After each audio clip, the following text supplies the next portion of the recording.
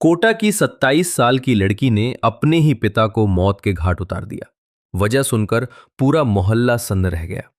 जिस पिता ने उसे बचपन से पाल पोस कर बड़ा किया, उसी बेटी ने एक लड़के के प्यार में आकर ऐसा खौफनाक कदम उठा लिया कि खुद पुलिस भी हैरान रह गई। वाकई में दोस्तों, आज की कहानी आपको सोचने पर मजबूर कर देगी कि कैसे अंधा प्यार इंसान से क्या कुछ करवा देता है।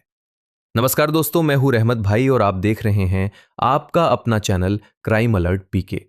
आज हम आपको सुनाने जा रहे हैं राजस्थान के कोटा जिले की एक ऐसी सच्ची घटना जिसने पूरे इलाके में सनसनी फैला दी। ये मामला कोटा जिले के अनंतपुरा थाना क्षेत्र के अंतर्गत आने वाले एक छोटे से गांव रामनगर खेड़ा का है, जहां रहने वाले थे राम नारायण शर्मा, उम्र 52 साल, जो पेशे से एक छोटे किसान थे। उनके परिवार में उनकी पत्नी सीमा शर्मा, उम्र 48 साल, और उनकी बेटी नेहा शर्मा, उम्र 27 साल रहती थी। रामनारायण एक धार्मिक और सीधे सादे इंसान माने जाते थे। गांव में उनकी छवि एक ईमानदार व्यक्ति की थी, जो रोज सुबह मंदिर जाते थे और अपने परिवार के लिए दिन रात मेहनत करते थे। उनकी बेटी नेहा पढ़ाई में ठीक ठाक थी, लेकिन पिछले कुछ सालों से उसका व्यवहार धीरे धीरे बदलने लगा था। नेहा ने कॉलेज तो पूरा कर लिया था, लेकिन उसके बाद उसने नौकरी करने के बजाय घर पर ही रहना शुरू कर दिया। घर वालों को लगा कि शायद वो शादी के लिए तैयार हो रही है, लेकिन असल में कहानी कुछ और ही थी। दरअसल नेहा का गांव के ही एक लड़के रोहित वर्मा, उम्र 30 साल के साथ अफेयर चल रहा था। रोहित पहले से ही बदनाम था। उसके खिलाफ कई छोटे मोटे झगड़ों के मामले दर्ज थे, लेकिन नेहा को उससे प्यार हो गया था और वो इस रिश्ते को किसी भी कीमत पर नहीं छोड़ना चाहती थी। जब इस रिश्ते की भनक रामनारायण को लगी तो उन्होंने सख्ती से इसका विरोध किया। उन्होंने नेहा को समझाया, ये लड़का तुम्हारे लायक नहीं है, इसका अतीत साफ नहीं है। लेकिन नेहा पर प्यार का ऐसा जुनून सवार था कि उसने अपने पिता की एक भी बात नहीं सुनी। घर में रोज झगड़े होने लगे। कई बार नेहा ने अपने पिता के खिलाफ ऊंची आवाज में बात की, जिससे पूरा परिवार परेशान रहने लगा। मां सीमा बीच बचाव करने की कोशिश करती, लेकिन हालात दिन ब दिन बिगड़ते जा रहे थे। 15 मार्च 2026 की रात करीब 10:30 बजे घर में एक बार फिर से जोरदार बहस हुई। रामनारायण ने साफ शब्दों में कह दिया कि वो नेहा की शादी रोहित से कभी नहीं करेंगे।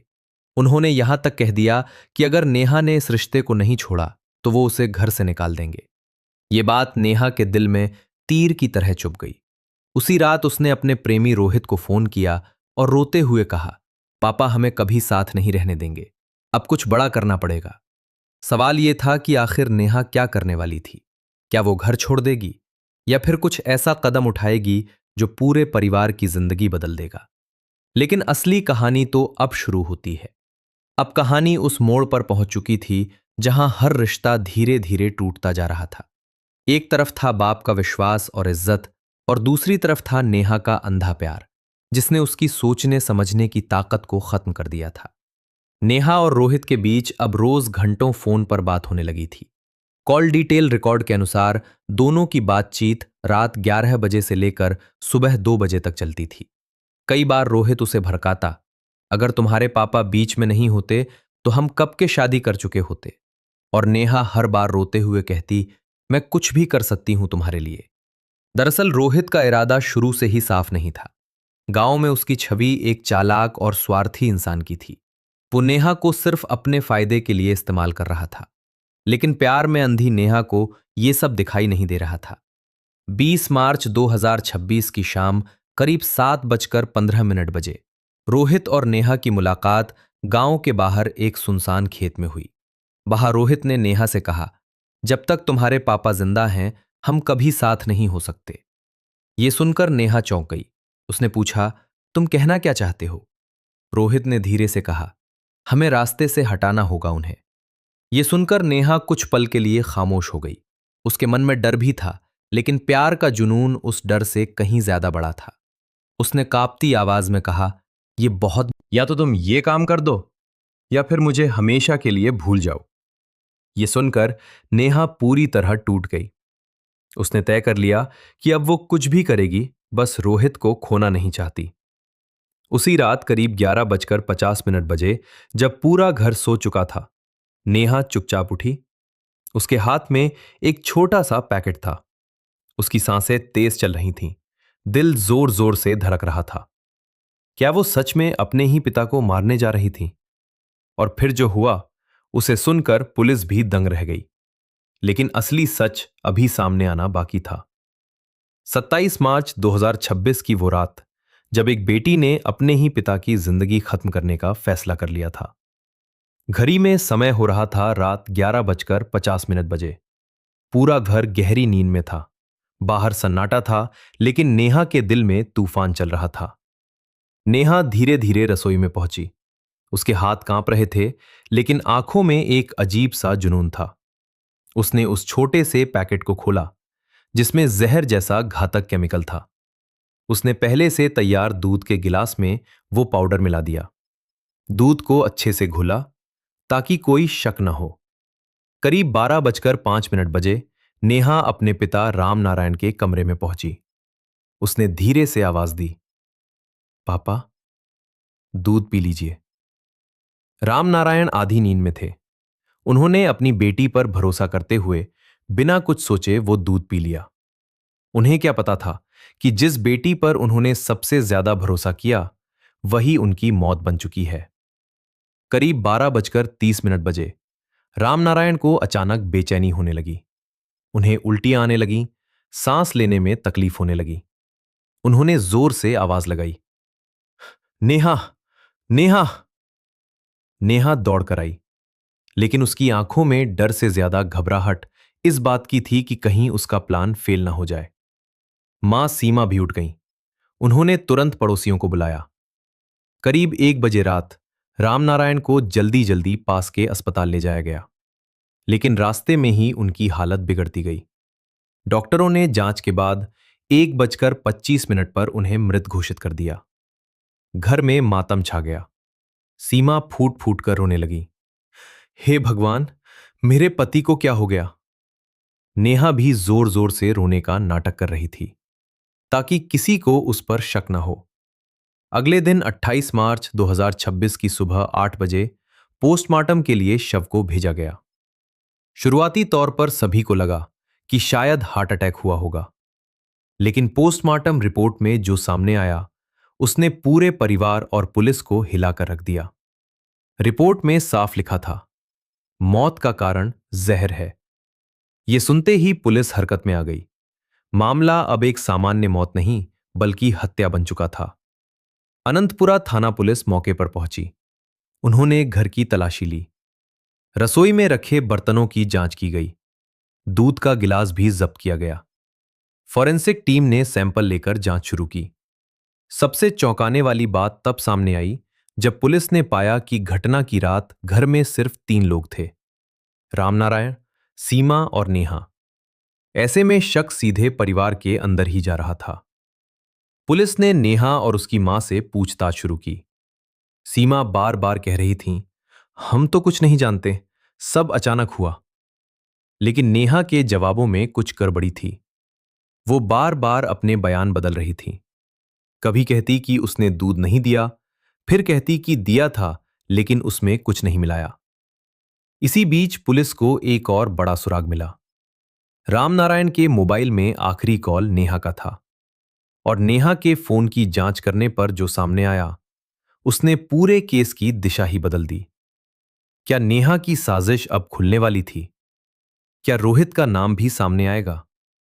और फिर जो सच सामने आया, उसे सुनकर खुद पुलिस भी हैरान रह गई। लेकिन कहानी का सबसे बड़ा खुलासा अभी बाकी था। अब मामला पूरी तरह हत्या में बदल चुका था, और अनंतपुरा थाना पुलिस इस केस को बेहद गंभीरता से ले रही थी। जांच की कमान संभाली इंस्पेक्टर राजीव चौहान, उम्र 44 साल ने, जो अपने तेज दिमाग और सख्त पूछताछ के लिए जाने जाते थे। सबसे पहले पुलिस ने नेहा के मोबाइल को जब्त किया और उसकी कॉल डिटेल रिकॉर्ड्स सीडीआर निकलवाई।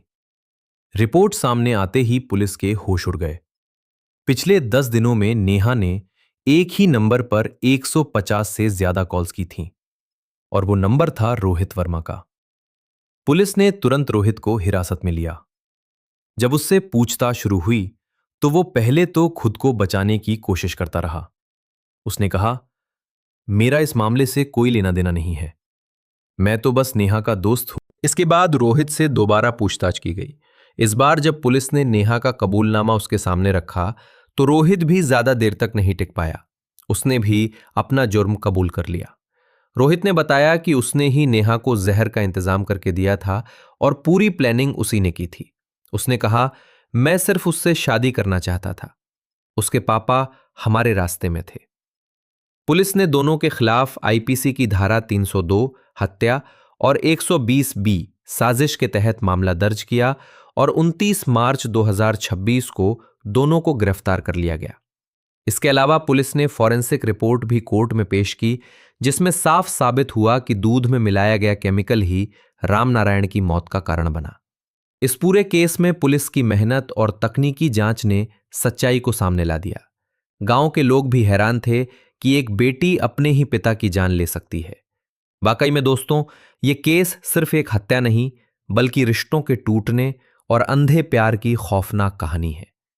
अब सवाल यह था कि इस घटना के बाद परिवार और समाज पर क्या असर पड़ा। इस खौफनाक घटना के बाद पूरा गांव रामनगर खेड़ा सदमे में था। जिस घर में कभी हंसी खुशी का माहौल रहता था, वहां अब सिर्फ सन्नाटा और मातम था। रामनारायण की पत्नी सीमा शर्मा का रो रो कर बुरा हाल था। वो बार बार यही कह रही थी, जिस बेटी को मैंने अपनी गोद में खिलाया उसी ने मेरे पति को मुझसे छीन लिया। गांव के लोग भी इस घटना को लेकर तरह तरह की बातें कर रहे थे। कुछ लोग नेहा को दोषी ठहरा रहे थे तो कुछ लोग रोहित को असली गुनहगार बता रहे थे। लेकिन एक बात सब मान रहे थे, अंधा प्यार इंसान को अंधा ही नहीं हैवान भी बना देता है। पुलिस ने दोनों आरोपियों को कोर्ट में पेश किया, जहां से उन्हें न्यायिक हिरासत जेल भेज दिया गया। केस अब कोर्ट में चल रहा है और अगर आरोप साबित होते हैं तो दोनों को उम्र कैद या उससे भी सख्त सजा मिल सकती है। इस पूरे मामले ने एक बार फिर समाज के सामने एक बड़ा सवाल खड़ा कर दिया है। क्या आज के रिश्ते इतने कमजोर हो गए हैं कि लोग अपने ही खून के रिश्तों को खत्म करने से भी नहीं हिचकिचाते? दरअसल दोस्तों, ये कहानी सिर्फ एक हत्या की नहीं है। ये कहानी है उस मानसिकता की जहां प्यार के नाम पर सही और गलत की पहचान खत्म हो जाती है, जहां एक लड़की अपने ही पिता के खिलाफ खड़ी हो जाती है और एक लड़का अपने स्वार्थ के लिए किसी की जान लेने तक के लिए उकसा देता है। दोस्तों, इस घटना को सुनाने का उद्देश्य सिर्फ आपको डराना नहीं है बल्कि आपको जागरूक करना है। हमें अपने बच्चों के साथ संवाद बनाए रखना चाहिए, उन्हें सही और गलत की समझ देनी चाहिए और सबसे जरूरी, उन्हें ऐसे लोगों से दूर रखना चाहिए जो उन्हें गलत रास्ते पर ले जाएं। अगर आपको ये कहानी सोचने पर मजबूर करती है तो नीचे कमेंट में जरूर बताएं, आपकी नजर में इस मामले में सबसे बड़ा दोषी कौन है। वीडियो को लाइक करें, चैनल को सब्सक्राइब करें और बेल आइकन दबाना ना भूलें ताकि ऐसी ही सच्ची और चौंकाने वाली कहानियां आप तक सबसे पहले पहुंचती रहें। मैं हूं रहमत भाई, आप देख रहे थे क्राइम अलर्ट पीके। जय हिंद, जय भारत।